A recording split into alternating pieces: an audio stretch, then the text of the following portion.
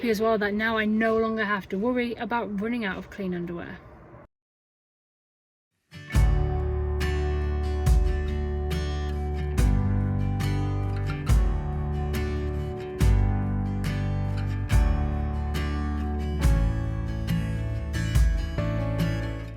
Good morning! Okay, so we kind of messed up the day a little bit. So the original plan was to get up this morning and to go out and do a fairly biggish hike. Okay, so I'm just going to come in over the top of this because I waffled on for far too long and I'm going to save you 5 minutes of your life. So basically, here's the key points. I couldn't sleep the night before, which meant that I slept in the following morning. It's now too late to go on a long walk, so instead we're going for a short walk from the campsite into Llandovery to see the castle. So let's go.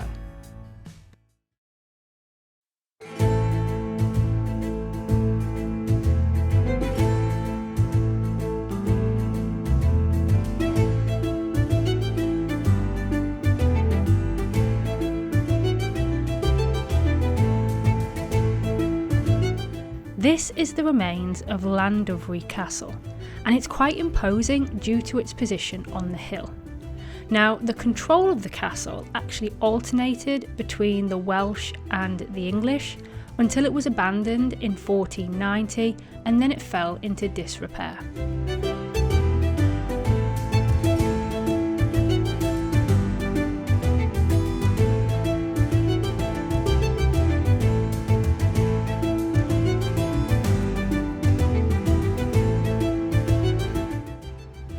I have to say, I've never seen anything like this before. It's fantastic. I really like it. It kind of sets the whole mood. I don't know if that's the right word, but it's nice because it's in like an elevated position. It's as though he's watching over the town. I don't know if that's the point of it, but that's what it seems like. So I went to find out more about this statue, and it's actually got quite an interesting history.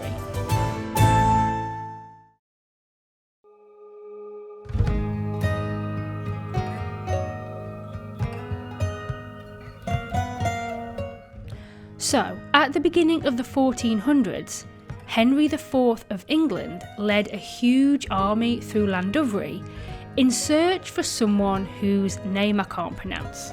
Now, I'll put his name on screen, but I'm just going to call him Glyn.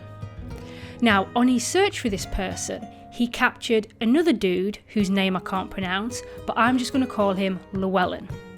Now, Llewellyn was publicly hung, drawn and quartered before the king because he would not betray Glyn and he would not betray the cause of Welsh freedom. So it's basically like the Welsh version of Braveheart. And this statue commemorates Llewellyn. And there's also a plaque in the market square which marks the spot where he was executed on the 9th of October 1401.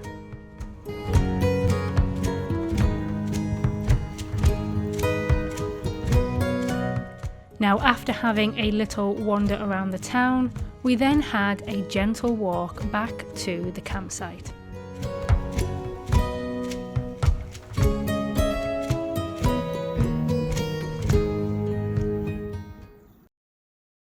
Okay, so we're going to do an internet test. Now, this is where I test the site Wi-Fi against my phone's 4G against my Falcon internet booster. Now, every time I've done this test, the booster has won, and sometimes by quite a large amount. However, last night when I was working, I needed to work out, okay, which one would be quicker to upload some files, and I did a quick test of all three, and the internet booster actually came in last place. However, I didn't put the internet booster outside last night, so it was just here on the side. That might be why. So I've gone outside, I've stuck it to the outside of the pod, so let's do another test and see where it comes. Okay, so we're connected to the site Wi-Fi.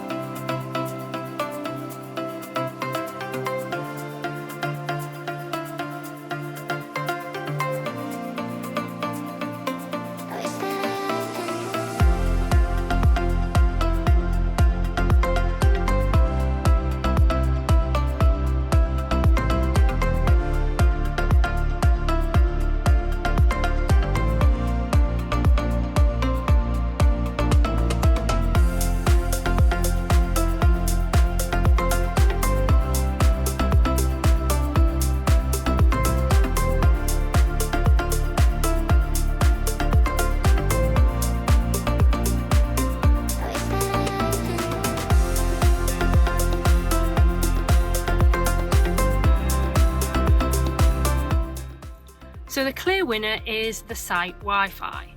Now, of course, not every site offers Wi-Fi, and even if they do offer Wi-Fi, it doesn't mean that's going to be a good connection. On this site, obviously, it makes more sense to use their Wi-Fi.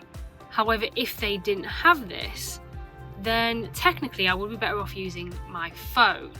However, saying that, I would still use my booster because I have more internet available in that package than I do on my phone, and there's not that much difference between these two figures. I am a little bit disappointed that this is lower, that it didn't really boost any signal at all, but it's still not that much different, so I would probably still end up using the booster if we didn't have such good site Wi-Fi. It was then time for me to do some work and for Winston to catch up on his snoozes.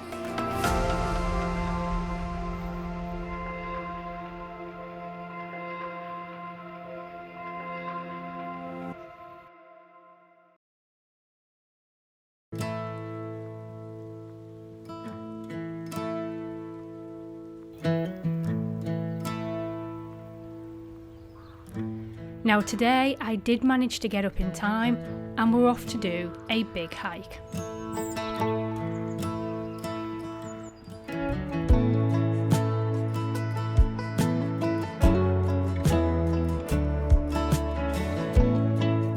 So I did take a wrong turning and I had to squeeze my van's wing mirrors through these narrow bollards. But I managed to make it through. I got back onto the main road, which really is a lovely road to drive down.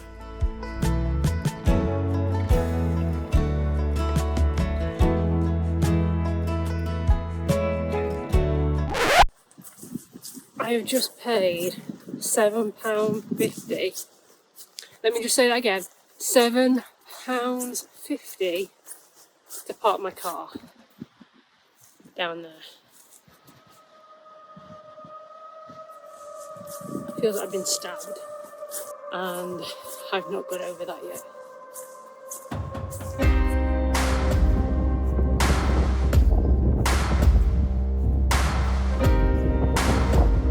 So I didn't think we'd get to do it, but we're actually hiking Pen Fan.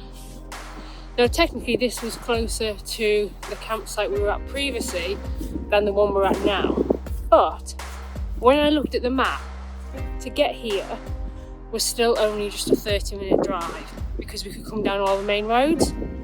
So I thought for the sake of 30 minutes, we can do it. We're not miles away. Yes, we're further away than the previous campsite, but we're still relatively close. So here we are hiking Pen Fan.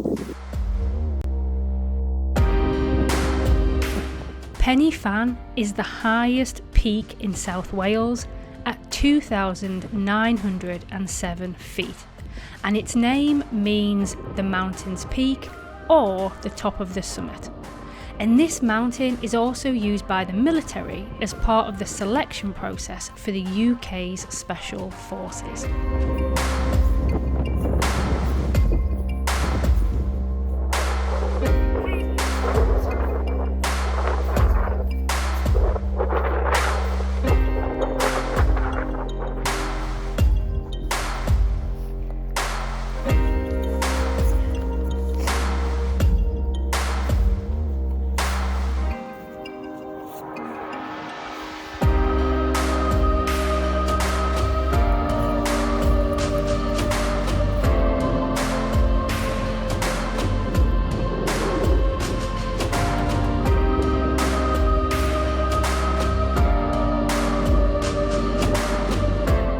Now we hadn't made it to the summit just yet, but this seemed like the ideal spot to stop and have a quick rest and take in the amazing view. Now my favourite part of it was the sun shining off the lakes in the distance.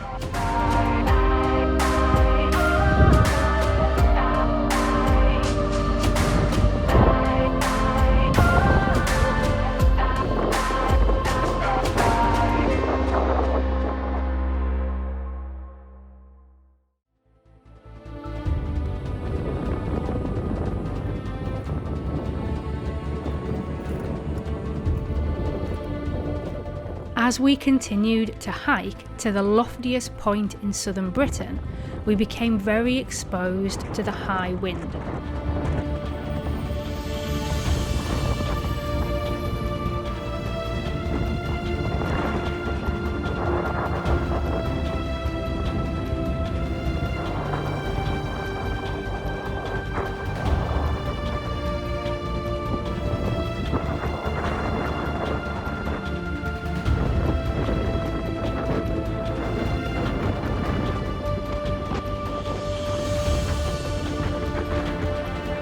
Now, seeing the summit was one thing, but you've not made it until you've touched it.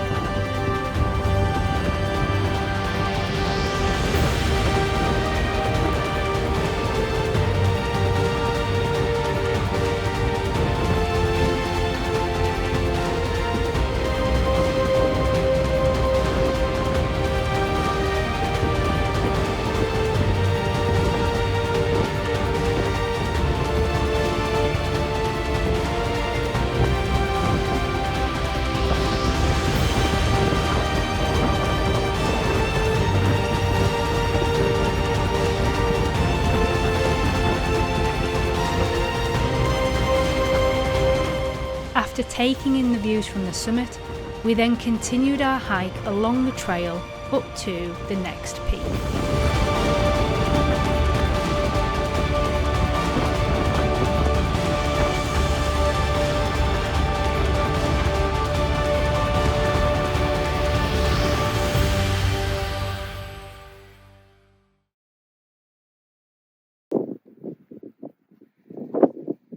So we came up this way, went up there, see where the summit is. We're going down, up this way, but then it goes over and go down the other side.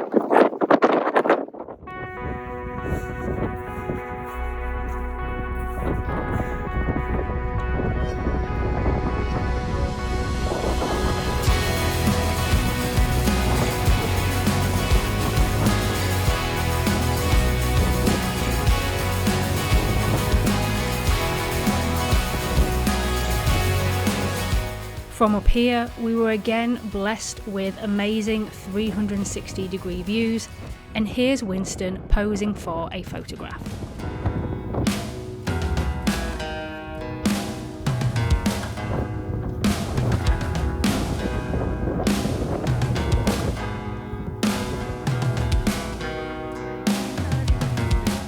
Now, on the way down, we had to do a little bit of scrambling, which is where Winston's harness comes into play. So Winston waits at the top of a steep drop, I hold on to his harness, I tell him to go, and then ease him down. Now if we need to go up a big rock, he kind of does the same in reverse. Now Winston is very experienced at this because we've been hiking hills and mountains for years.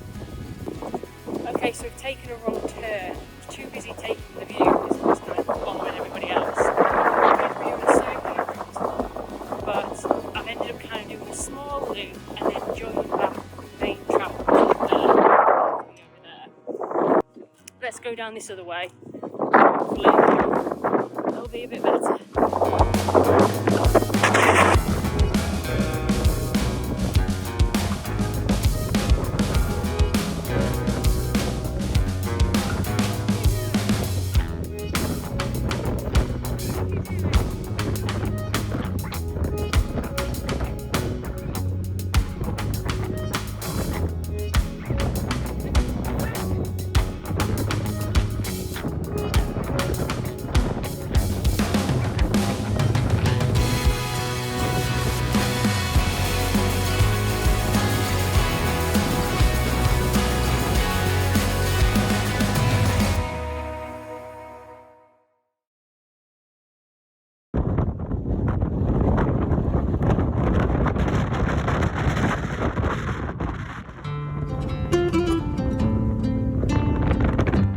So this monument is what we've came to see, and I'll read you what it says. This obelisk marks the spot where the body of Tommy Jones, aged 5, was found. He lost his way between a farm and the log-in on the night of August 4th, 1900. After an anxious search of 29 days, his remains were discovered on September 2nd, erected by voluntary subscriptions. Now, Tommy had been visiting his grandparents at the time, and he is thought to have died from exhaustion and hypothermia. But how a small boy managed to climb so high is still a mystery. And the memorial fund for the obelisk was started when the jurors at Tommy's inquest waived their fees.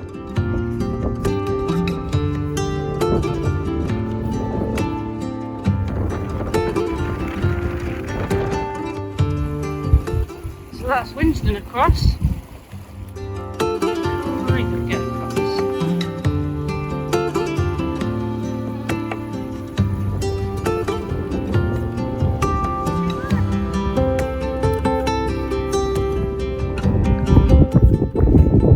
Top layer off. Winst, come in. Let's take your top layer off. Good boy, hang on.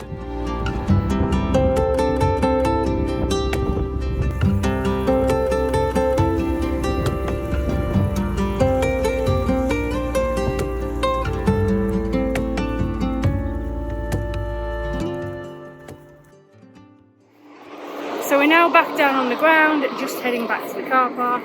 And it is lovely and warm and sunny. It's hard to believe that just a few moments ago we were surrounded by snow and fighting those cold, blustery winds. It's beautiful down there.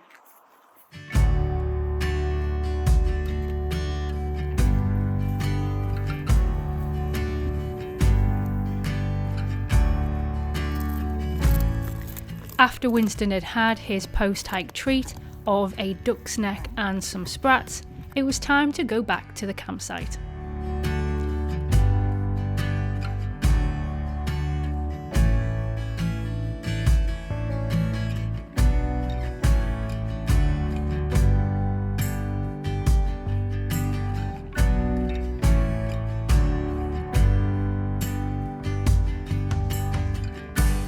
Once back at the pod, I had to transform the bed into a seating area and give it a quick clean.